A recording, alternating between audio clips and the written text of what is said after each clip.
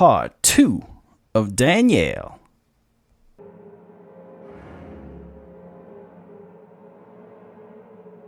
Danielle watched him walk away, seething with hate. She gazed at a photorealistic account of a biblical scene painted in oil. "Do you like this?" said the voice of a man with a slight Spanish accent. "Yeah, it's," she said, but was taken off guard by the beautiful Spanish man in her wake. She softened her voice, filtering out all the bile and venom from her previous encounter. "It's beautiful. It feels like a Renaissance painting from an older time," said Danielle. "It does feel that way, but if you notice the small details," said the tremendously beautiful man. "The third man on the left is holding a cell phone." Danielle looked and smiled. "How did you notice that?" "I painted it," he said with as little braggadocio as he possibly could. Danielle blushed noticeably. Danielle and the artist, Alejandro, talked all night, and that led to him insisting she see some of the pieces he was working on in his workshop. The two laughed their way up the threshold. He fumbled around for the light switch, but apologized, then confessed he rarely came to this place and never managed to memorize where everything was. The apartment was huge, especially for the likes of this city. It was an artist's loft, and everything was open with very few walls between them. Aside from the aesthetic, there were high-end pieces of art displayed here, from sculptures to paintings, most well hung and individually lit to present them.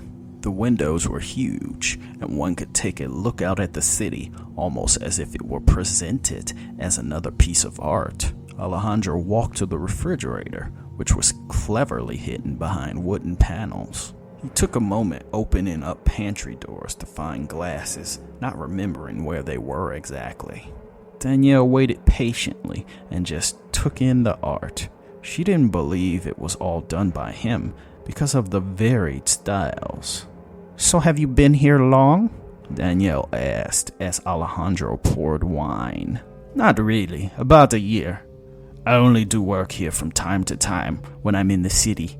My publicist picked it out for me," Alejandro said as he came back with 2 glasses of champagne. The two took measured sips, almost as if daring the other to lose control. But that wouldn't matter soon, when the small talk started wearing thin and the glances became more extended and soulful.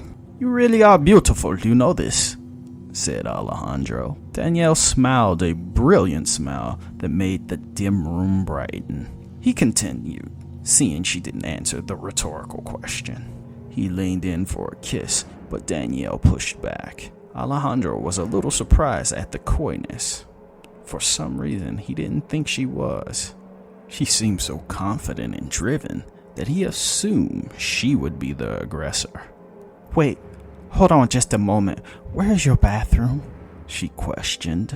Alejandro smiled and waved her in the general direction. Danielle looked in the mirror. The bathroom had a wood-grain decorum and tiny little Buddha statues strategically placed.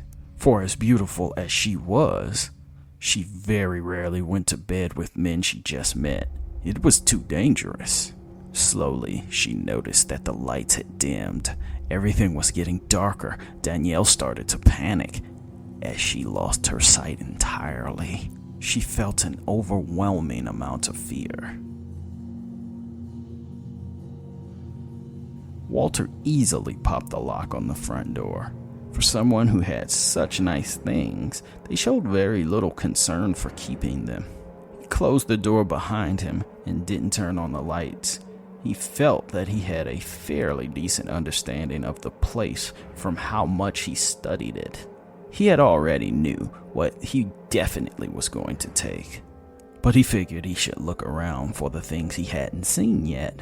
Adding it up in his head, he calculated about 20,000 on his job, give or take. He approached the safe, which was mounted behind a Picasso, which he was taking, and he casually felt the edges of the frame, inspecting it for pressure sensors. All he needed was a silent alarm to go off. Suddenly, Walter heard a key turning at the door. He wasted no time and dove behind a huge drafting table.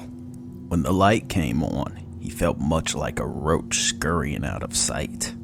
This was a worst-case scenario. He had scoped this place for a few weeks, and no one ever came here at this time of night. He saw the owner, Alejandro, and a woman that even in these dire circumstances, he considered disarmingly beautiful.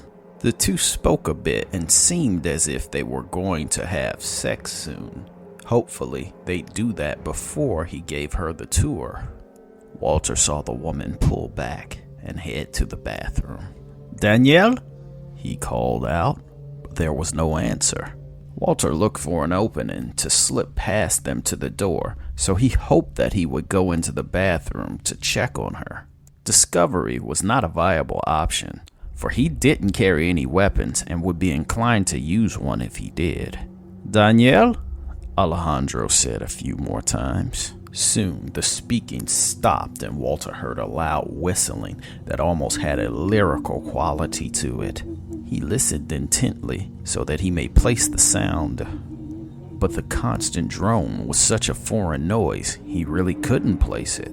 Suddenly there was a loud tussle and a body hit the ground, capped off by the distinctive thud of someone's skull bouncing audibly off hard wood. Walter found himself in a quandary.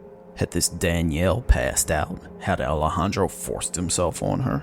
He needed to know. He was a thief by profession, but that didn't mean he was a bastard all the way to his core. Walter did a quick survey of the room. First was for the exit. Second was for the closest thing he could use as a weapon. He could hear whimpers, so it stood to reason Alejandro was covering her mouth so he could have his way with her in silence. Walter took to the kitchen area first, a place he could dive to that was partially covered and closer to the door if he needed to just bolt. He dared to look. There was a scene so grisly and unexplainable, Walter covered his mouth from fear of making an uncontrollable noise. Alejandro laid face up on the floor while a creature roughly the shape of a person stood over him. Whatever the thing was, he wouldn't dare to classify it as human on his worst day. It had arms that were longer than human, that stretched down to the floor and drug. What should have been hands were two bone spikes. Whatever passed for its arm had three joints, as if it could twist in a way a human limb couldn't. Between its arms were oddly bright colors of brown, white, red, and orange, as if it were hoarding loose skin that was colored a fleshy tie-dye. Its legs were wiry with joints that bent directions he couldn't understand in the least. And lastly, and what seemed to draw in his eye most of all, was its face. If it could be called a face. Its hair was black, matted down, and slick with unknown secretions. Its mouth was an orifice like a sphincter, with rows and rows of teeth like a leech, and jutting out of its eye sockets, where eyes should be, were two fleshy eel-like stalks that writhed like snakes with the same leech-like teeth as the mouth. The tentacled snake-like eye stalks dug into Alejandro's eyes and seemed to burrow deeper and deeper. There was a sucking and fleshy pulverizing sound that Walter took to mean it was draining him from the inside out. Eyes first. Walter took an extreme risk while the creature's back was turned and dove for the kitchen. The creature paused and its head went up as if it noticed something. The odd buzzing whistle happened again. Walter froze in place. The creature ducked its bloodied eye stalks back into Alejandro's head, and the sucking and crunching sound began anew.